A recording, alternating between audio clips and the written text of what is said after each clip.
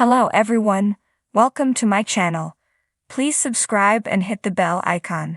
Poppy gets an eyeful of Katie and Bill, and Hope agonizes as the Forresters celebrate Thomas' engagement on the 4th of July. All products and services featured are independently chosen by editors. However, soaps.com may receive a commission on orders placed through its retail links, and the retailer may receive certain auditable data for accounting purposes. At the Forrester estate, Eric and Donna mix with Brooke, Ridge, and Carter as the 4th of July gets underway. In Forrester's design office, Katie tells Bill she's not trying to come off as insecure or jealous. She's just trying to wrap her head around him having a daughter and Poppy being in his life. I don't know what it is about her. I get a bad vibe. She's wondering if he let his guard down too quickly. She cares about him and doesn't want to see him get hurt by Poppy. At Bill's place, Poppy checks her watch as Luna and RJ come in. If she wants to join them at the 4th of July party, but she's waiting for Bill to get home. Luna asks, "Where is he?" Poppy says, "Oh, he's with Katie." Luna asks if she's worried. Poppy is sure they have a lot to discuss about Will. Luna assures her mother she has nothing to worry about. Poppy tells them to have a great time and they leave. Once alone, Poppy wonders, "Why aren't you home, Bill?" In the design office, Bill tells Katie it's nice to know she cares about him so much. Katie says it's not just because of Will. She'll always want what's best for him. Bill thought that was the two of them uniting their family. At Eric's place, Brooke and Ridge tell Thomas that RJ and Luna are on the way. Eric chortles about loving a full house. Ridge asks Thomas where his bride-to-be is at. Thomas says he's going to find out and looks concerned.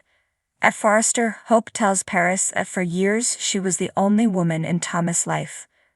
Paris asks what she's trying to say, that it's only a matter of time before he comes running back to her. Hope laughs. "I'm saying, be careful. Thomas is still very much a one-woman man." RJ and Luna arrive at Eric's and greet Thomas, who's been trying to catch up with his half-brother. They congratulate him on his engagement and ask where Paris is. Thomas quips, "That is a good question." In the main office, Paris doesn't appreciate Hope warning her about Thomas' loyalty when she's making moves on him. Honesty is something their relationship has been built on. They've shared so much and bonded on a very deep level.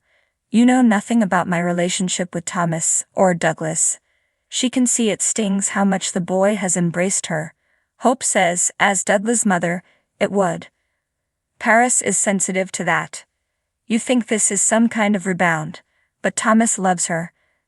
They lay in bed and daydream about their home, their future and raising their children. "That's something you and Thomas never had."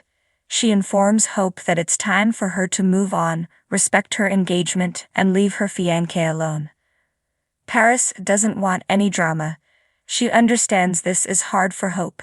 Hope asks if she really understands how much she and Thomas loved each other.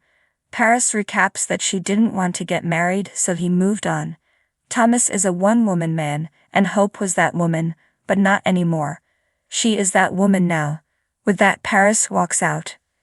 In the design office, Katie sits close side by side with Bill and tells him he has a way of making someone feel like they're the only person in the world. Bill jokes that he thought he was bullheaded and aggressive. They laugh. He likes to think he's grown up a bit. Katie says he definitely has. Bill owes that to her. "The best thing that ever happened to me. You know how I feel. How I always felt.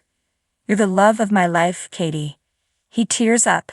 Life goes on, and she was right to go on with hers.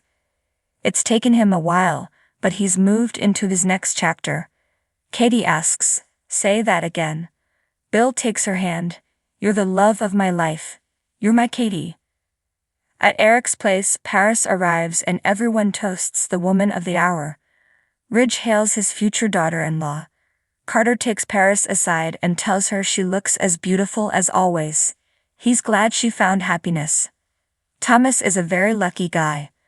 Paris joins Thomas, who hands her a drink. He asks what happened to her. She wonders, "Did you miss me?" She explains she was at the office, tying up loose ends. They kiss and canoodle as Hope walks in. In the design office, Bill apologizes if he's sending Katie mixed signals. He'll always care about her. She muses, but you're moving on with Luna and Poppy. Bill is, but he'll always hold what they shared in his heart. Poppy strolled into the Forrester mansion, the grand entrance hall adorned with patriotic decorations for the 4th of July celebration. Red, white, and blue streamers cascaded from the ceiling, while stars and stripes adorned every surface. She'd adjusted her dress, a sleek navy blue number that clung to her figure in all the right places. She was ready for a night of mingling, champagne, and perhaps a little bit of drama. After all, this was the Forrester mansion. As she made her way through the crowd, exchanging pleasantries and polite smiles, Poppy couldn't help but notice the tension in the air. It was always there, simmering beneath the surface of every glamorous gathering.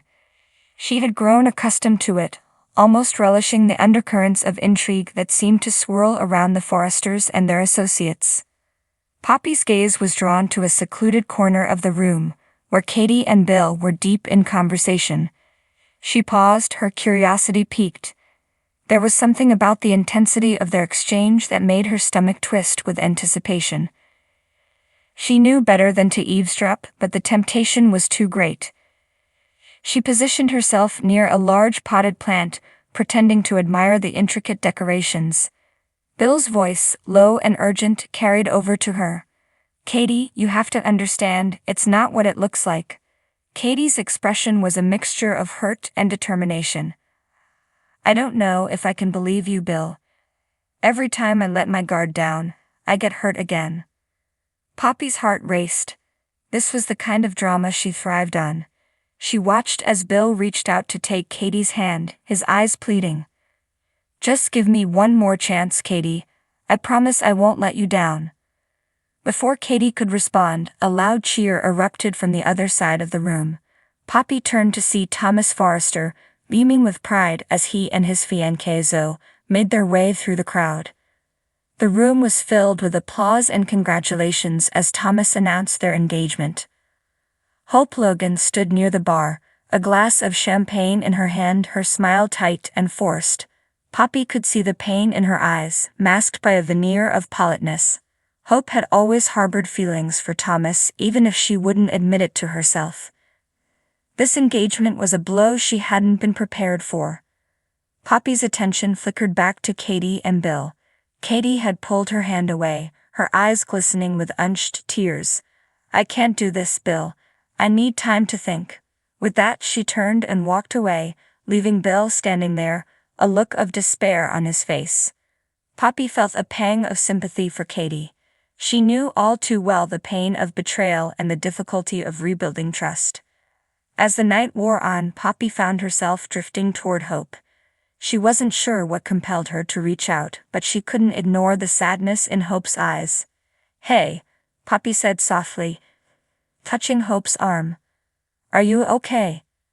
Hope blinked, as if coming out of a daze. She gave Poppy a grateful smile. "I'm fine, just a lot on my mind." "I can imagine," Poppy replied, glancing over at Thomas and Zoe, who were surrounded by well-wishers. "It can't be easy seeing him with someone else." Hope's smile faltered. "No, it's not. But I'll get through it. I always do." Poppy admired Hope's strength. She knew how hard it was to put on a brave face when your heart was breaking. She offered Hope a reassuring squeeze of the hand before moving on, leaving Hope to her thoughts. The fireworks display began, illuminating the night sky with bursts of color. The guests gathered outside, oohing and ahhing at the spectacle. Poppy found a spot near the edge of the terrace, away from the crowd. She needed a moment to process everything she had witnessed tonight. As she stood there, lost in thought, she felt a presence beside her. She turned to see Bill, his expression somber. "Poppy," he said quietly, "did you see Katie leave?" Poppy nodded. She needed some time alone. Bill sighed, running a hand through his hair. "I don't know how to fix this. Maybe you need to give her space," Poppy suggested gently. "Let her come to you when she's ready." Bill nodded, though he didn't look convinced.